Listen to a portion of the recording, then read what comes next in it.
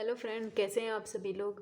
आप सभी की तैयारी कैसी चल रही है। आपकी सी टेट की, यूपी टेट की आप लोगों का नया आने वाला है, लेकिन फ़िलहाल अभी आप लोगों का जूनियर की वैकेंसी के लिए तैयारी की जा रही है। इसलिए आप लोगों के जूनियर के लिए जो सेशन स्टार्ट किया गया है, आपका हिस्ट्री है, ज्योग्राफी है, पॉलिटी भी। अब ये बीच में आ जाने के बाद पॉलिटी भी आप लोगों को करा दी जाएगी।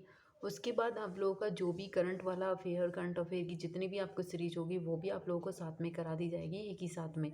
इसलिए तब तक अपनी ज्योग्राफी और अपना ये हिस्ट्री वाला पोर्शन ज़रूर तैयार कीजिएगा। ये आप लोगों के यूपी टेट में भी काम आएगा और साथ में जो आपका प्राइमरी का सुपर टेट होगा उसमें भी आप लोगों को ये काम आएगा। इसीलिए आपको, क्योंकि हिस्ट्री का जो पोर्शन है वो पार्ट आप लोगों का सिलेबस देखा होगा, हिस्ट्री का सिलेबस बहुत बड़ा है।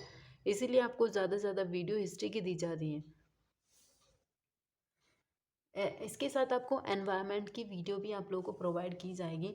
और जिन लोगों ने अभी तक चैनल सब्सक्राइब नहीं किया है वो ज़रूर कर लीजिएगा। लाइक शेयर ज़रूर कीजिएगा, उन लोगों को शेयर ज़रूर कीजिएगा जो लोग सच में पढ़ रहे हैं या फिर जो लोग तैयारी कर रहे हैं अपने यूपी टेट की, सी टेट की या फिर सुपर टेट की। जो भी आपका टीचर से रिलेटेड सब पेपर होगा उन सब के लिए। कल आप लोग को ये मैंने पढ़ाई थी, आपकी बोध संगति थी, जो चार प्रकार चार थी। यहाँ पे सबसे पहली बोध संगति किसने की थी, दूसरी क्या थी, तीसरी क्या थी और चौथी क्या थी। ये कल हम लोगों ने यहाँ पे खत्म कर लिया था। जो लोग अभी नहीं जुड़े हैं वो पुरानी वीडियो जरूर देखिएगा एक बार हिस्ट्री की, आप लोगों की सारी समझ में आ जाएगी। उसके बाद ये चार आर्यव्रत थे और अब स्टार्ट करते हैं हम अपना जैन धर्म। जैन धर्म में आपने पढ़ा होगा कि जैन धर्म में क्या किया जाता है, कि जैन धर्म में 24 तीर्थंकर हुए थे। 24 तीर्थंकर हुए थे। यहाँ पे कितने, ये आपसे पूछ सकता है कि जैन धर्म में कितने तीर्थंकर हुए थे, तो तीर्थंकर थे आपके 24।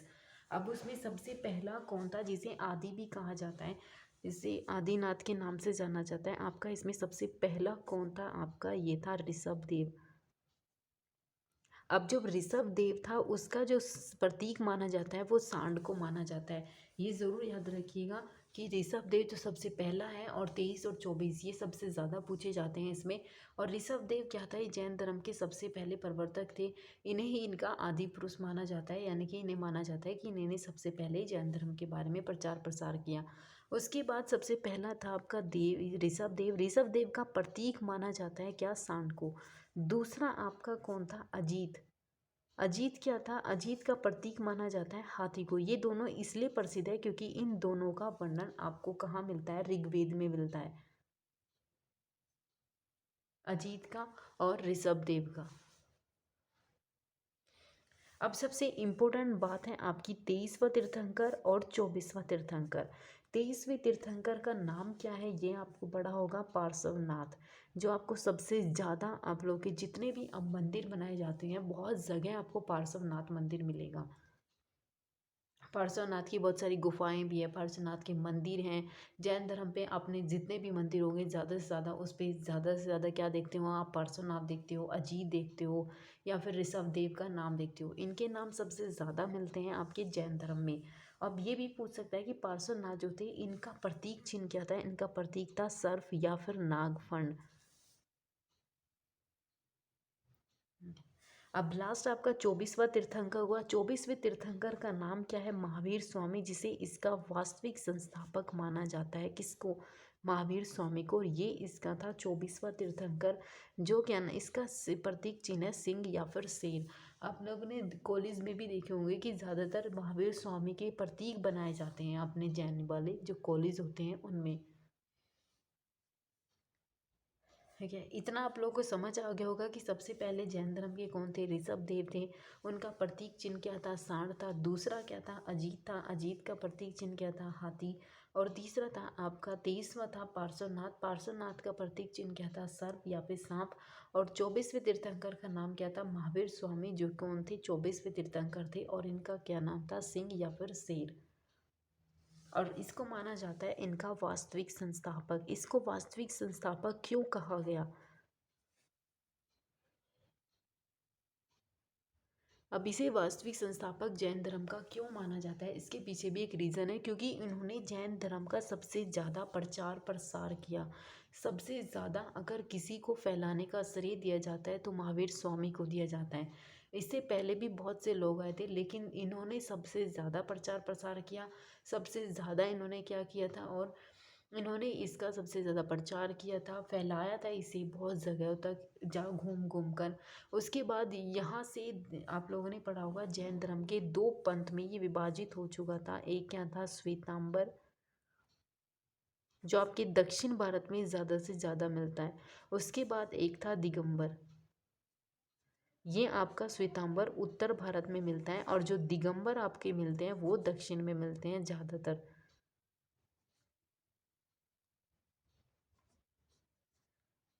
आपके जो श्वेतांबर पंथ, ये दो भागों में वर्ग में विभाजित हो चुका था, एक श्वेतांबर एक दिगंबर। श्वेतांबर क्यों था, क्योंकि यहाँ पे सफ़ेद कपड़े पहने जाते थे, इसे श्वेतांबर कहते हैं, और ये उत्तर भारत में सबसे ज़्यादा प्रचलित है। उसके बाद जो दिगंबर की बात करते हैं, ये निवस्त्र होते हैं, मतलब कपड़े नहीं पहनते हैं। ये क्या थे, ये आपके दक्षिण भारत में सबसे ज़्यादा फेमस है। ठीक है। अगर आपसे पूछे कि ऋग्वेद में किसका वर्णन मिलता है, तो ऋषभ देव और अजीत का वर्णन मिलता है। जो पहले और दूसरे हैं उनके प्रतीक चिन्ह भी दे सकते हैं। इन चारों के तो आपको प्रतीक चिन्ह भी पूछ सकते हैं, मैच में भी मिला सकते हैं, यानी कि मिलाने के लिए भी आपको बोल सकते हैं कि मिलान कीजिएगा कौन सा सही है और कौन सा गलत है। ठीक है। अब हम पढ़ते हैं पार्श्वनाथ के बारे में। पार्श्वनाथ का जन्म माना जाता है कि इनका जन्म काशी में हुआ था, और ये अश्वसेन राजा के पुत्र थे। ये थे आपके अश्वसेन राजा के पुत्र, और इनका जन्म हुआ था कहाँ पे, काशी वाराणसी में हुआ था। और ये अश्वसेन राजा के क्या कौन थे, पुत्र थे। ठीक है। इन्होंने चतुर आयाम चलाया था। चतुर आयाम का मतलब क्या होता है, चतुर आयाम का मतलब होता है कि इन्होंने चलाया सत्य, अहिंसा, अपरिग्रह और अस्तेय।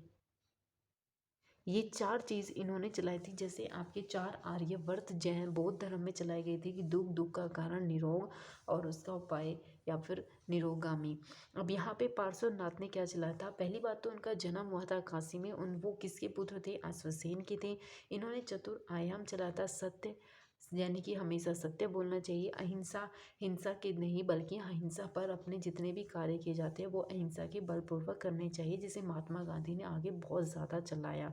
उसके बाद का मतलब क्या था, अब आते हैं अस्ते। अस्ते का मतलब होता है चोरी नहीं करना।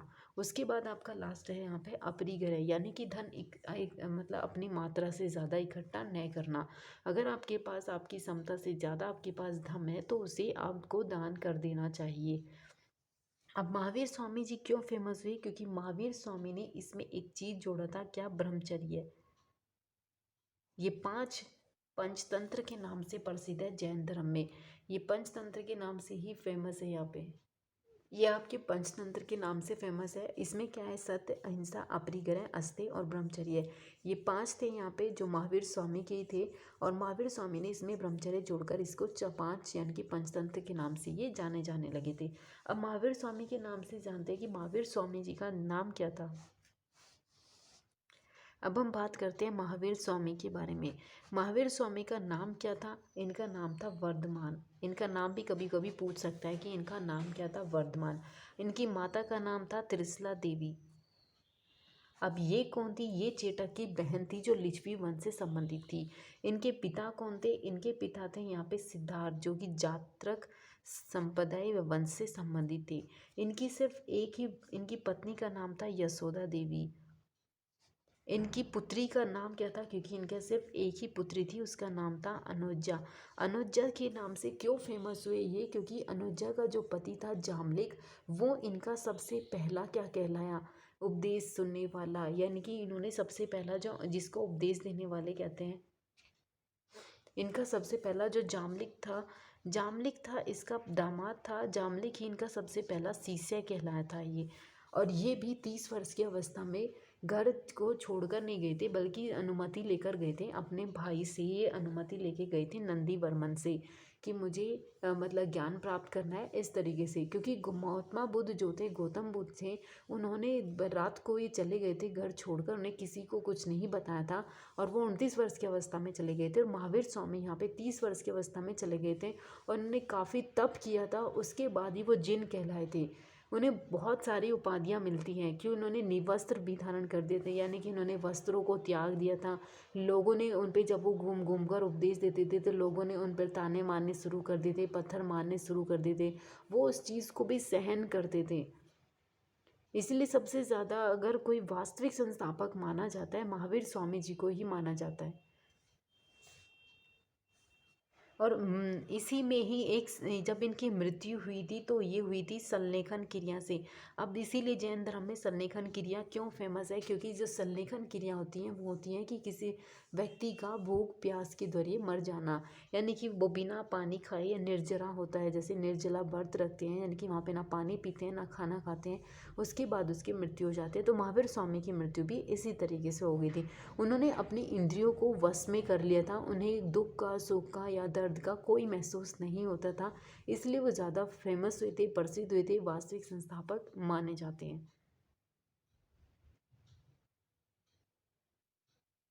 उसके बाद इन्होंने अपने एक त्रिरत्न भी दिए थे, जो जिनके नाम आप लोगों ने सुने होंगे। सम्यक ज्ञान, इनका सबसे पहला था सम्यक ज्ञान, सम्यक कर्म, या फिर तीसरा था सम्यक मुक्ति या समाधि।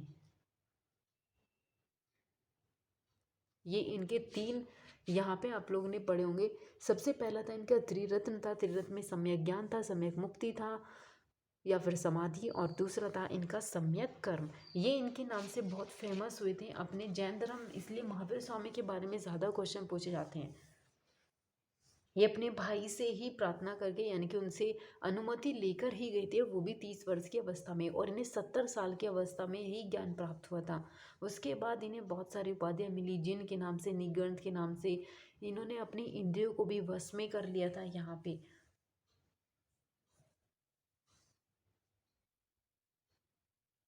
अब यहाँ पे आपसे पूछ सकता है कि पावापुरी, पावापुरी में इनकी मृत्यु हुई थी। यहाँ पे पावापुरी में इनकी मृत्यु हुई थी, और पावापुरी में मल्लों का शासक चला हुआ था। पावापुरी में इनकी यहाँ पे मृत्यु हो चुकी थी और ये मल्ल शासक थे। ये जैन धर्म से इतने ही क्वेश्चन पूछे जाते हैं आपसे। जैन धर्म में 2 बौद्ध संगति हुई थी, ये भी पता होना चाहिए कि जैन धर्म में कितनी बौद्ध संगति हुई थी आपकी। जैन धर्म में 2 संगति हुई थी, जैन संगति नाम से प्रसिद्ध है। सबसे पहली जो संगति थी वो कहाँ पे हुई थी, पाटलिपुत्र में हुई थी, और दूसरी बौद्ध संगति कहाँ पे हुई थी, गुजरात वल्लभी में हुई थी आपकी गुजरात वल्लभी में। इतना ही आपसे पूछ सकता है महावीर यानी कि जैन धर्म के बारे में। इन्होंने कर्मों पर बहुत ज़्यादा बिलीव किया, इन्होंने कहा कर्म करने चाहिए। उसके बाद आत्मा पे बिलीव किया, पुनर्जन्म पे बिलीव किया, अनेकवाद पे बिलीव किया। इन्होंने कहा किसी भी वस्तु के, किसी भी कार्य के एक वाद नहीं होते हैं, उसके बहुत सारे वाद होते हैं। स्यातवाद, शायद पे इन्होंने काम किया। आपको ये भी पता होना चाहिए, जो दिगंबर यहाँ पे आप लोगों के बताए गए थे, जो दिगंबर था वो दक्षिण भारत में सबसे फेमस करवाया किसने, भद्रबाहु ने। ये आपसे पूछ सकता है कि भद्रबाहु कहाँ के लिए प्रसिद्ध है, दिगंबर के लिए प्रसिद्ध थे, और वो भी दक्षिण भारत के। अगर श्वेतांबर की बात करेगा तो स्थूल थे, स्थूलभद्र ये थे, इन्होंने श्वेतांबर का प्रचार प्रसार किया था। आई होप कि आपको इतना समझ आ गया होगा। बाकी जितना भी होगा, अब आप लोग के इसके बाद सिकंदर के बारे में पढ़ाएंगे, फिर उसके बाद चंद्रगुप्त मौर्य के बारे में पढ़ाएंगे। जितना जल्दी हो सकेगा इसे कम से कम वीडियो में भी करेंगे। छोटी छोटी वीडियो इसलिए की जा रही है ताकि आपको समझ में भी आ सके ये चीज़ें।